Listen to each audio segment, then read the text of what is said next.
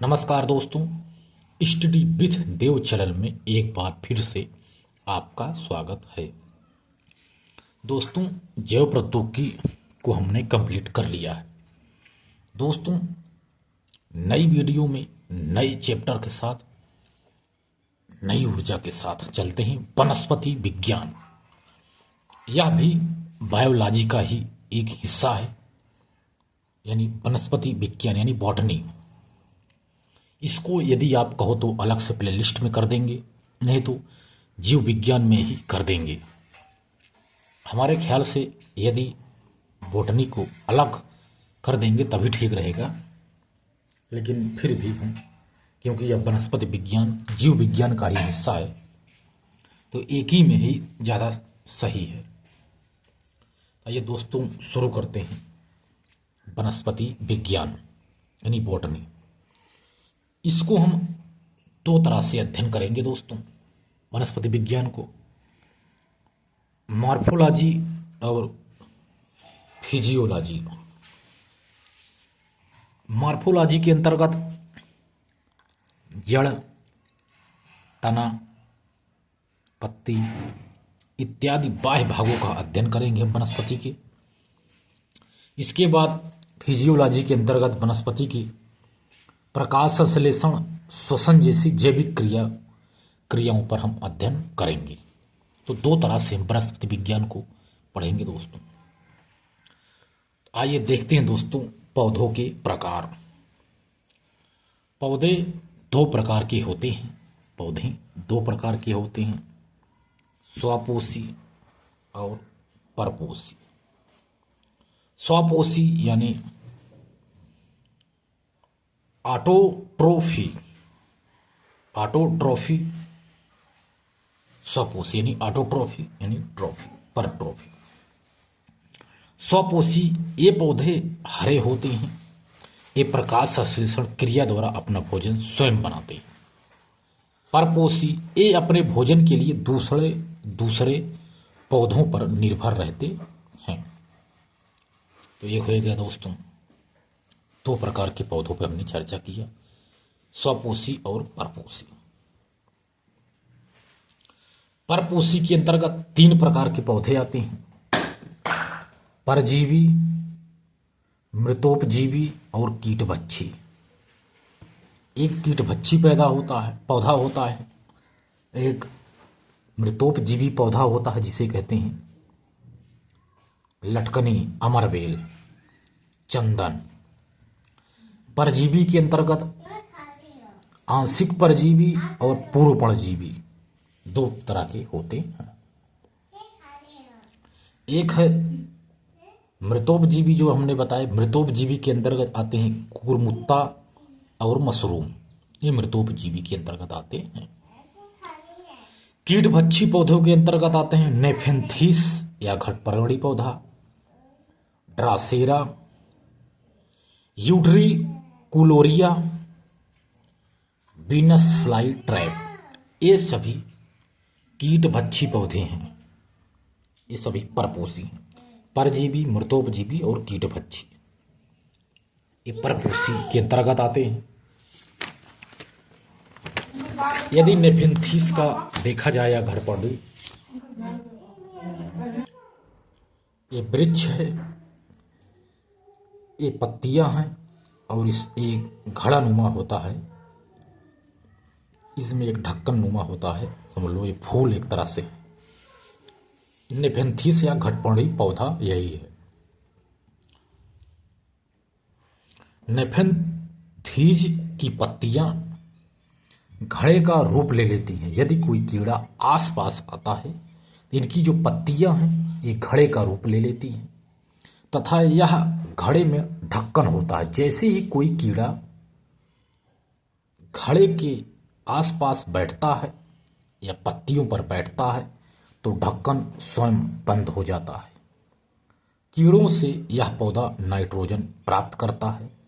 यह उन्हीं स्थानों पर पाया जाता है जहां नाइट्रोजन की कमी होती है। भारत में यह मेघालय में पाया जाता है, घटपर्णी या नेफेंथीस।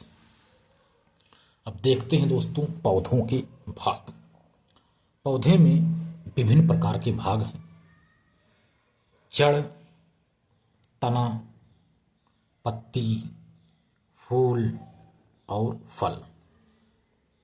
जैसे एक बीज है दोस्तों, बीज के नीचे जो या जड़ लिखा निकला हुआ है, जड़ें, इन्हें मूलांकर कहते हैं। यह एक चना है, चना का बीज है। और यह है प्रांकुर, जो अंकुरित हुआ है, यह है प्रांकुर, ये चना है दोस्तों। तो पौधों के भाग में सबसे पहले हम जड़ है, तो जड़ पे ही चर्चा करते हैं। जड़ पौधे का वह भाग जो मूलांकुर से निकलकर गुरुत्व की ओर जाता है, जड़ कहलाता है।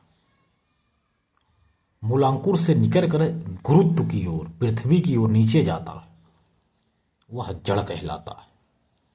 जड़ से पौधे भोज्य पदार्थों और खनिज तत्वों को प्राप्त करते हैं। जड़ों में मूल रोम होते हैं। पौधे इन्हीं मूल रोमों से मृदा जल प्राप्त करते हैं।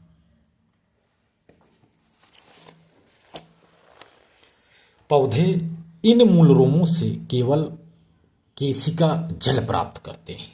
पौधे इन मूल रोमों से केवल केशिका जल प्राप्त करते हैं। इसके बाद आएंगे जड़ के प्रकार। जड़ दो प्रकार के होते हैं, मूसला जड़, दूसरा अपस्थानिक जड़। मूसला जड़ और अपस्थानिक जड़ गहराई में पाने जाने वाले, जो गहराई में जाने वाली जड़ें हैं, उन्हें मूसला जड़ कहते हैं। जो सतह पर फैल जाती हैं, इनको अपस्थानिक जड़ कहते हैं। मूसला जड़ के अंतर्गत तीन रूप है, शंकुरूप, तर्करूप और कुंभी रूप। मूसला जड़ में शंकुरूप शंक्वाकार होता है। इसका उदाहरण है गाजर। गाजर एक जड़ है। तर्करूप का मतलब होता है जैसे मूली, मूली जिसे कहते हैं मूली, यह है मूली। कुंभी रूप मतलब है जैसे सलजम और चुकंदर, ये कुंभी रूपी जड़ होते हैं। यह है मूसला जड़। दूसरा है अपस्थानिक जड़। इसमें तीन होते हैं। इसमें भी जटामूल, ये भी एक जड़ है जैसे मक्का, ये जटामूल है। स्तंभ मूल जैसे बरगद जो लटकती है, जो लटकी हुई बरगद की है, वो स्तंभ मूल है, अपस्थानिक जड़ है। आरोही मूल यानी पान की जड़ जो होती है, अपस्थानिक है, ये भी जड़ है। इसके बाद देखते हैं दोस्तों तना। तना क्या है? तना पौधे का वह भाग जो प्रांकुर से निकलकर प्रकाश की ओर बढ़ता है, ऊपर की तरफ, तना कहलाता है। तना पौधों को आधार प्रदान करता है। पौधों को आधार प्रदान करने वाला है भाग पौधे का तना। अब देखते हैं दोस्तों तनों के प्रकार। तन भी दो तीन प्रकार के होते हैं। तीन प्रकार से देखते हैं। तने के तीन प्रकार हैं। भूमिगत तना, अर्ध वायुवीय तना और वायुवीय तना। तना भी तीन प्रकार का होता है। अर्ध वायुवीय तना के अंतर्गत जलकुंभी और दूब आते हैं। वायुवीय तना के अंतर्गत सभी बड़े पौधे हैं, पेड़ हैं, इनके तने वायु तना के अंतर्गत आते हैं। जो भूमिगत तना है, यह चार प्रकार का होता है। भूमिगत तना पहला है प्रकंद या राइजोम, प्रकंद या राइजोम। दूसरा है स्तंभकंद, ट्यूबर, सल्ककंद, बल्ब, धन, कंद, कर्ण, 4 प्रकार के भूमिगत तना होते हैं। प्रकंद या राइजोम के अंतर्गत जिसमें पूती हो उसे प्रकंद कहते हैं, जिसे हल्दी, अदरक और अरुई, जिसे घुइयां कहीं कहीं बोलते हैं, अरुई, घुइयां, ये प्रकंद है। स्तंभ के अंतर्गत आता है दोस्तों आलू। आलू भी एक तना है दोस्तों। सलकंद के अंतर्गत दोस्तों सल्क, जिसमें छिलके होते हैं, जैसे प्याज, लहसुन, इसमें छिलका रहता है।